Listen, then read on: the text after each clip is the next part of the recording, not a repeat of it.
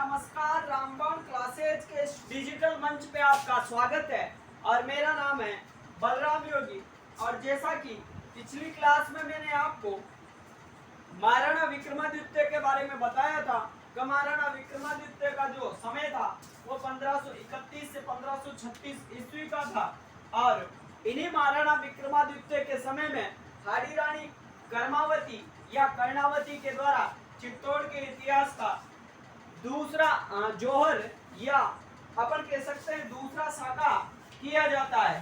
तो मैंने आपको लास्ट में यह भी बताया था कि पृथ्वीराज सिसोदिया का जो दासी पुत्र था पुतलदेव का पुत्र बनवीर, उस बनवीर के द्वारा विक्रमादित्य का सोते हुए ही वध कर दिया जाता है और वो उदय सिंह को भी मारना चाहता था, लेकिन पन्नाधाय ने अपने पुत्र चंदन का बलिदान देकर उदय सिंह को सुरक्षित बचाया और कुंभलगढ़ के ठिकानेदार आशा देवपुरा के पास में वह लेकर पहुंच जाती है किसको, उदय सिंह को।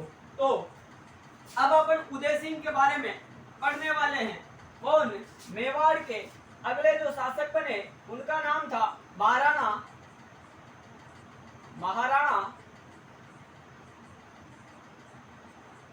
उदय सिंह। अगले मेवाड़ के शासक कौन? महाराणा उदय सिंह। तो उदय सिंह के बारे में अपन बात करें तो इनका प्रथम बार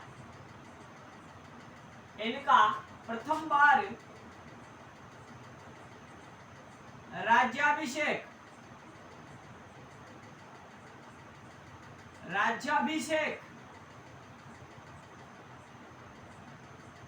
1537 ईस्वी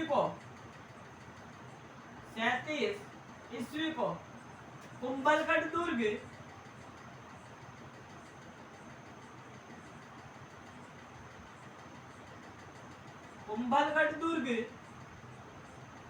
और ये कुंभलगढ़ दुर्ग कहाँ पे पड़ता है? राजसमंद में।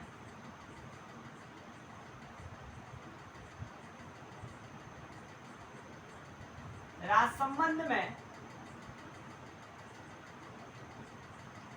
हुआ था।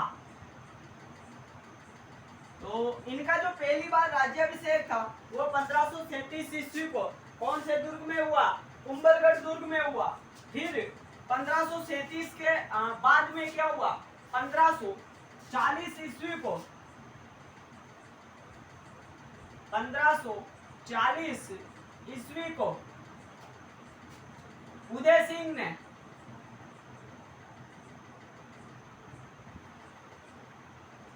1540 ईस्वी को उदय सिंह ने बनवीर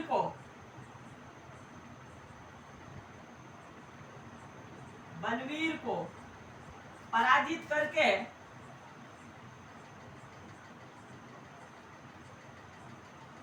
करके चित्तौड़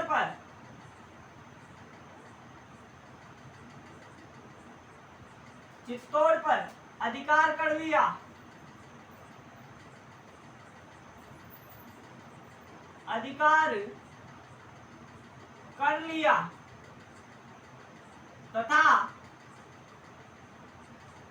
तथा दूसरी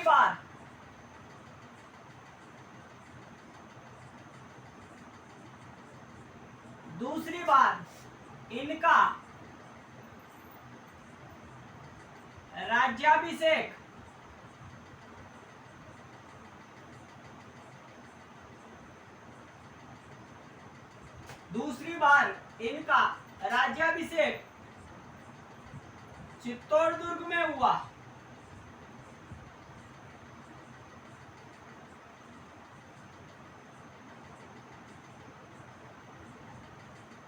था।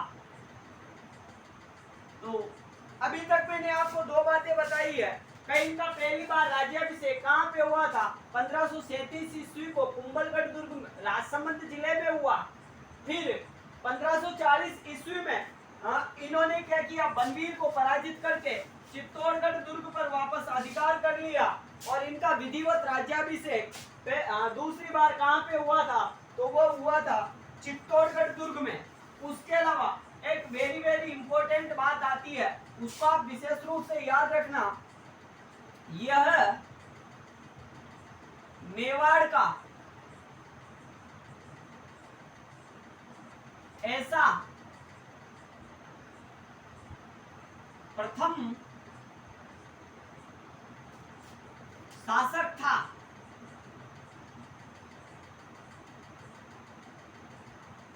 जिसने, ये मेवाड़ का ऐसा पहला शासक था जिसने 1544 ईस्वी को अफगान शासक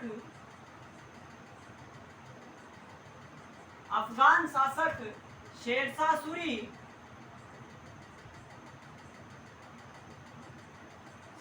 सूरी की अधीनता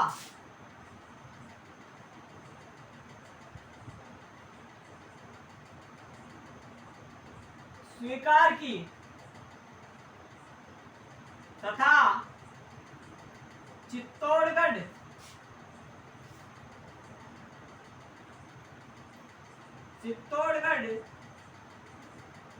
दुर्ग की चाबियां शेरशाह सूरी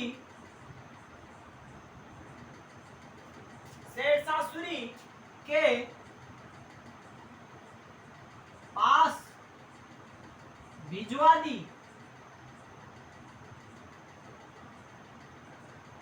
जैसे मैंने जब आपको जयपुर का इतिहास पढ़ाया था तो उसमें एक रतन सिंह कछुआ आते हैं, तो वह भी आमेर के ऐसे पहले शासक थे जिन्होंने अफगान शासक शेरशाह सूरी की अधीनता स्वीकार की थी। उसी प्रकार ये मेवाड़ के शासक जो उदय सिंह थे, इनके द्वारा 1544 ईस्वी में अफगान शासक शेरशाह सूरी की अधीनता स्वीकार कर ली गई और जो चित्तौड़गढ़ दुर्ग था, इसकी चाबियां शेरशाह सूरी को देने वाला ये मेवाड़ के इतिहास का ऐसा पहला शासक था। तो उसके बाद में क्या होता है, 1500 आगे क्या होता है इनके समय में, 1559 ईस्वी को इनके द्वारा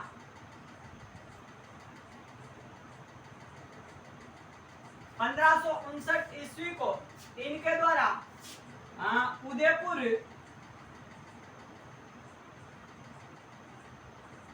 शहर बसाया गया था।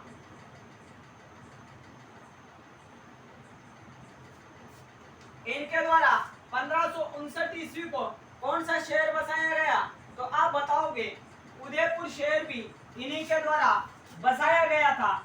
आगे अपन बात करें इनके बारे में, तो इन्होंने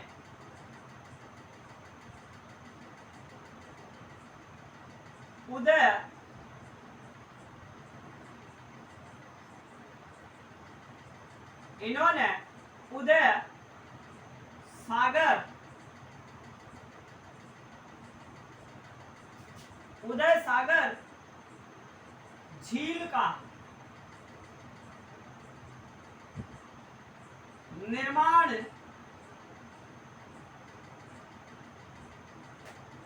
करवाया था।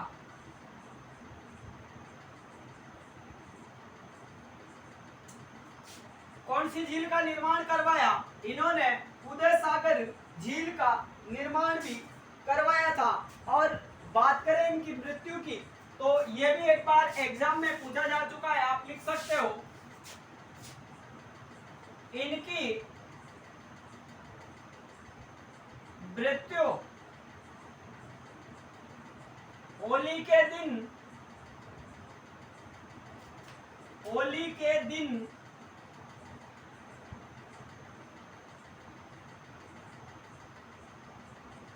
हुई थी। तो आप इसको नोट आउट कर सकते हो। अब इनके समय में कौन सा विशेष आक्रमण होता है, कौन सा युद्ध होता है, उसकी भी अपन बात करेंगे। पहले मैं आपको ये बता देता हूं, का इनका पहली बार राज्याभिषेक 1537 ईस्वी को कुंभलगढ़ दुर्ग में हुआ था। फिर इन्होंने क्या किया, 1540 ईस्वी में जो बलवीर था, ऊतलदे का पुत्र, जो पृथ्वीराज सिसोदिया था उसका पुत्र था, दासी पुत्र था, उसका मामला सेट किया। कहने का मतलब उसको अपने रास्ते से हटाया और चित्तौड़गढ़ दुर्ग पे महाराणा उदय सिंह के द्वारा अधिकार कर लिया गया। फिर आगे क्या हुआ, इनका राज्याभिषेक चित्तौड़गढ़ दुर्ग में 1540 ईस्वी को सेकंड बार हुआ। फिर यह मेवाड़ का ऐसा पहला शासक था जिसने 1544 ईस्वी में अफगान शासक शेरशाह सूरी के अधीनता स्वीकार कर ली थी और चित्तौड़गढ़ दुर्ग की चाबियां किसके पास भिजवा दी, तो भिजवा दी थी शेरशाह सूरी के पास में। फिर 1559 ईस्वी को इनके द्वारा एक शहर बसाया गया, और कौन सा शहर बसाया गया, उदयपुर शहर, और इनके द्वारा उदय सागर झील का निर्माण भी करवाया गया था। और ये एक बार एग्जाम में पूछा जा चुका है कि मेवाड़ का ऐसा कौन सा शासक था जिसकी जो मृत्यु थी वो होली के दिन हुई थी। तो होली के दिन मृत्यु किसकी हुई, इन्हीं महाराणा उदय सिंह की हुई। जो जैसे अपन आगे पढ़ेंगे महाराणा प्रताप, तो ये महाराणा प्रताप के पिता थे, तो इन्हीं की मृत्यु होली के दिन हुई थी। तो आप इसको नोट आउट कर सकते हो। अब अपन महाराणा जो उदय सिंह है इनके समय में जो युद्ध हुआ उसकी अपन अब चर्चा करने वाले हैं, तो आप इसको नोट आउट कर सकते हो। अब अपन आगे की बात करते हैं। आगे इनके समकालीन मुगल शासक कौन आएंगे और किस प्रकार इनके मध्य में युद्ध होगा, तो अपन उस युद्ध की बात करने वाले हैं। अब ये थे मेवाड़ के महाराणा उदय सिंह, और उदय सिंह ही ऐसे शासक थे जो अपने कहने का मतलब इस राज्य की बागडोर किसी दूसरे के हाथ में सौंपकर स्वयं गोविंदा चले जाते हैं। तो अब अपन वापस उदय सिंह के बारे में बात करते हैं। इनके समय में हुए युद्ध के बारे में अपन चर्चा करते हैं। तो मैं आपको क्या बता रहा हूं, एक तरफ तो है मेवाड़ के शासक, एक तरफ कौन, मेवाड़ के जो शासक हैं उन शासक का नाम क्या है, तो शासक का नाम बताओगे आप, महाराणा उदय सिंह। और मैं एक प्रश्न पूछता हूं, आप इस प्रश्न का जवाब मेरे को कमेंट बॉक्स में जरूर देना। और मेरा प्रश्न यह है कि जो मेवाड़ के शासक हैं वो महाराणा किस शासक के समय से कहलाने लगे थे, आपको उस शासक का नाम बताना है। गुरुजी इस शासक के समय से ये मेवाड़ के शासक महाराणा कहलाने लगे थे। तो मैंने आपको प्रश्न क्या पूछा है कि मेवाड़ का ऐसा शासक बताओ जिसके समय से जो यहाँ के शासक थे वो महाराणा कहलाने लगे थे। तो कमेंट बॉक्स में इसका जवाब मेरे को बताना आप। अभी मैंने आपको क्या बताया, मेवाड़ के शासक महाराणा उदय सिंह और समकालीन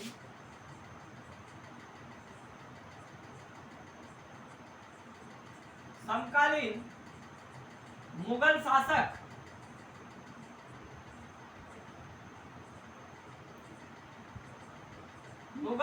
कौन थे, समकालीन मुगल शासक थे अकबर। अभी तक दो बातें बताई, मेवाड़ के शासक महाराणा उदय सिंह और समकालीन मुगल वंश के शासक अकबर। और महाराणा उदय सिंह के दो सेनापति थे, एक का नाम था जयमल राठौड़ और दूसरे का नाम फत्ता चूड़ावत।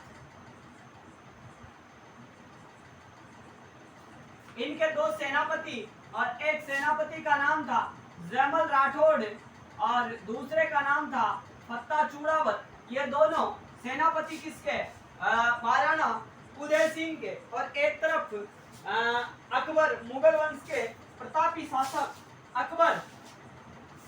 तो होता क्या है, इस अकबर के द्वारा इस उदय सिंह के ऊपर क्या किया जाता है, आक्रमण किया जाता है। आक्रमण किया जाता है, किसके द्वारा? अकबर के द्वारा। और ये आक्रमण 1567-68 में किया जाता है। कहने का मतलब 67 में अटैक किया जाता है और 68 में अधिकार हो जाता है। तो मैंने यहाँ पे लिख दिया है कि अकबर के द्वारा 1567-68 में इस मेवाड़ के शासक उदय सिंह के ऊपर आक्रमण किया जाता है। लेकिन होता क्या है, ये जो महाराणा उदय सिंह था, ये इस मेवाड़ मतलब चित्तौड़ की जो जिम्मेदारी है वो जयमल राठौड़ और फत्ता चूड़ाउत को सौंपकर स्वयं कहां पे चला गया? गोगुंदा। ये तो कहां चला गया? गोगुंदा चला गया। और जिम्मेदारी किसको सौंप दी? जिम्मेदारी सौंप दी जयमल राठौड़ और फत्ता चूड़ावत को। और जिम्मेदारी कहां की सौंपी? तो चित्तौड़गढ़ दुर्ग की जिम्मेदारी अब किनके हाथों में आ गई? जयमल राठौड़ और फत्ता चूड़ावत के हाथों में। और इस फत्ता चूड़ावत की अगर पत्नी की बात करें तो इसकी पत्नी का नाम क्या था? पत्नी का नाम था फूलकंवर।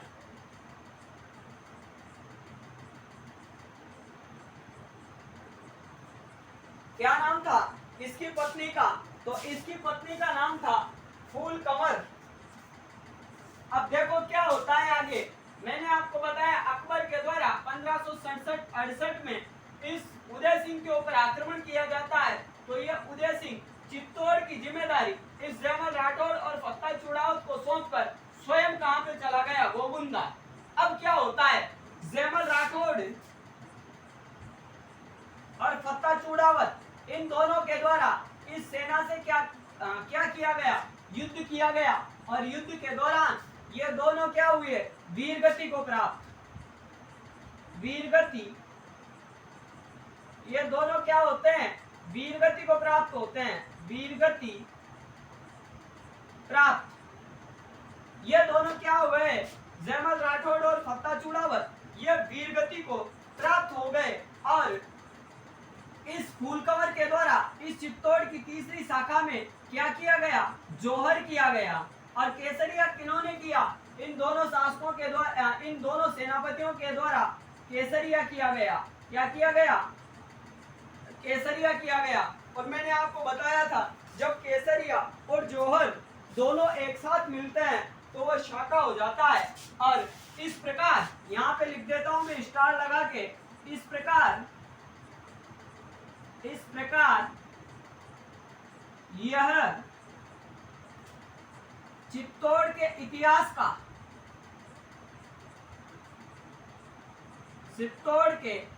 इतिहास का तीसरा शाखा था। तीसरा व अंतिम शाखा था।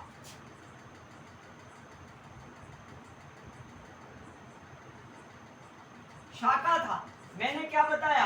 अकबर के द्वारा 1567-68 में आक्रमण किया गया किसके ऊपर? उदय सिंह के ऊपर। तो ये चित्तौड़ की जो जिम्मेदारी थी वह जयमल राठौड़ और फत्ता चूड़ाउत को सौंपकर स्वयं कहां चला गया? गोगुंदा चला गया। तो जयमल राठौड़ और फत्ता चूड़ाउत के द्वारा युद्ध किया गया और युद्ध में इन दोनों ने वीरगति प्राप्त की और इस फूलकंवर के द्वारा जोहर रचा गया। इस प्रकार जोहर और केसरिया दोनों मिलकर क्या बना? शाखा। और ये चित्तौड़ के इतिहास का तीसरा व अंतिम शाखा था। तो इसके अलावा अगर अपन बात करें यहाँ से और क्या प्रश्न पूछे जाने की संभावना रहती है, तो मैं यहाँ पे स्टार लगा के एक बात और लिखता हूं कि ये जो जयमल राठौड़ था, इस जयमल राठौड़ का एक भतीजा था, भतीजा, और उस भतीजे का नाम था कल्ला राठौड़। कल्ला राठौड़। अब मैं आपको इस कल्ला राठौड़ के बारे में भी बता देता हूं। वैसे तो अपन जब लोक देवता आएंगे, राजस्थान के लोक देवता, आर्ट एंड कल्चर में जो टॉपिक आएगा राजस्थान के लोक देवता, उस समय भी आपको ये बताऊंगा कि ये कल्ला राठौड़ कौन था। लेकिन अभी भी मैं आपको ये बताता हूँ कि जयमल राठौड़ का एक भतीजा था जिसका नाम था कल्ला राठौड़। और अकबर के सामने युद्ध के दौरान ये जयमल राठौड़ क्या है? घायल हो जाता है। और घायल होने के बाद में इस कल्ला राठौड़ के द्वारा इस जयमल राठौड़ को अपने कंधे पर उठाकर युद्ध करवाया जाता है। इसी कारण राजस्थान में 4 हाथ का लोक देवता किसको बोला जाता है? कल्ला राठौड़ को। यही मैं आपको बताने जा रहा हूं। तो कल्ला राठौड़ को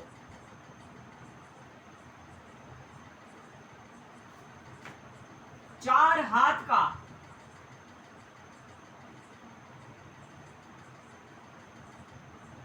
लोक देवता भी कहा जाता है,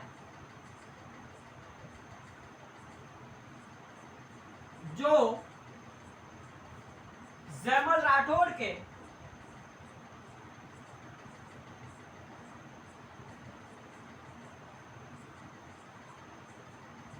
भतीजे थे। तो इससे आगे की जो बात है वो अपन अगली क्लास में करेंगे। मैंने आपको ये सब मामला समझा दिया है, कहने का मतलब सेट करवा दिया है।